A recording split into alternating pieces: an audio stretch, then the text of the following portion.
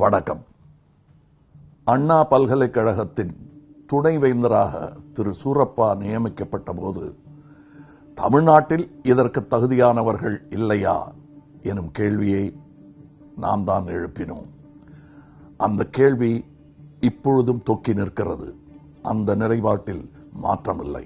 ஆனால் வந்தவரோ வளைந்து கொடுக்காதவர், அதிகாரத்திற்கு முன் நெளிந்து குலையாதவர், தமிழக பொறியியல் கல்வியை உலக தரத்திற்கு உயர்த்த வேண்டும் என்று முனைந்தவர். பொறுப்பார்களா நம் ஊழல் திலகங்கள்? வளைந்து கொடுக்கவில்லை என்றால் ஒடிப்பதுதானே இவர்கள் வழக்கம். எவனோ அடையாளத்தை மறைத்துக் கொண்டு ஒரு பேடி எழுதிய மொட்டை கடிதாசியின் அடிப்படையில் விசாரணைக்குழு அமைத்திருக்கிறார்கள். மொட்டையில் முடி வளராததால் மக்கள் வரிப்படத்தில் விளம்பரம் கொடுத்து ஏதேனும் வில்லங்கம் சிக்குமா என கடை போட்டு காத்திருக்கிறார்கள். முறைகேடாக அண்ணா பல்கலைக்கழகத்தில் தங்கியிருந்தவர்களையும் பல்கலைக்கழக வாகனங்களை பயன்படுத்தியவர்களையும் விசாரித்து விட்டீர்களா? உயர்கல்வித்துறை அமைச்சர் 60 லட்சம் வாங்கிக் கொண்டுதான் பேராசிரியர்களை பணி நியமனம் செய்கிறார் என்று திரு பாலகுருசாமி ஜூனியர் விகடன் இதழில் குற்றம் சாட்டினாரே, விசாரித்து விட்டீர்களா?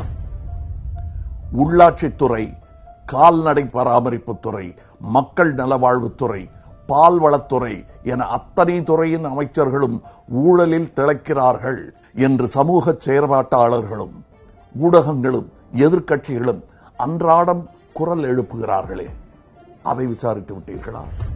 தேர்வு நடத்துவதும் தேர்ச்சி அறிவிப்பதும் கல்வியாளர்களின் கடமை. கரை வேட்டிகள் இங்கேயும் மூக்கை நுழைப்பது ஏன்? இதுவரை காசு கொடுத்து ஓட்டு வாங்கியவர்கள் இப்போது மதிப்பெண்களை கொடுத்து மாணவர்களை வாங்க நினைக்கிறார்களா? சூரப்பாவின் கொள்கை சார்புகள், அரசியல் நிலைப்பாடுகள் மீது நமக்கு மாற்று கருத்துக்கள் இருக்கலாம். ஆனால் ஒருவன் தன் நேர்மைக்காக வேட்டையாடப்பட்டால் கமல்ஹாசனாகிய நான் பார்த்து கொண்டு சும்மா இருக்க மாட்டேன். நேர்மையாளர்களின் கூடாரமான மக்கள் நீதி மையமும் சும்மா இருக்காது. இது ஒரு கல்வியாளருக்கும் அரசியல்வாதிகளுக்குமான பிரச்சனை இல்லை. நேர்மையாக வாழ நினைப்பவனுக்கும் ஊழல் பேர் வழிகளுக்குமான போர். ஊழலுக்கு ஒத்துழைக்க மறுத்தால் உன் வாழ்வை அழிப்போம், அவதூறு பரப்பி உன் அடையாளத்தை சிதைப்போம் என்பதை சூரப்பாவிற்கும் அவர் போல் நிமிர்வுடன் பணியாற்றுபவர்களுக்கும் விடுக்கும் எச்சரிக்கை. சகாயம் துவங்கி சந்தோஷ் பாபு வரை இவர்களால் வேட்டையாடப்பட்டவர்களின் பட்டியல் பெரிது. பேரதிகாரிகளே இவர்களோடு போராடி களைத்து விருப்ப ஓய்வு பெறுகிறார்கள் என்றால் சாமானியனின் கதி என்ன? இதை இனிமேலும் தொடரவிடக்கூடாது. இன்னொரு நம்பி நாராயணன் இங்கே உருவாகக்கூடாது. நேர்மைக்கும் ஊழலுக்குமான மோதலில் அறத்தின் பக்கம் நிற்க விரும்புபவர்கள் தங்கள் மௌனம் கலைத்து பேசியாக வேண்டும். குரலற்றவர்களின் குரலாக நாம் தான் மாற வேண்டும்.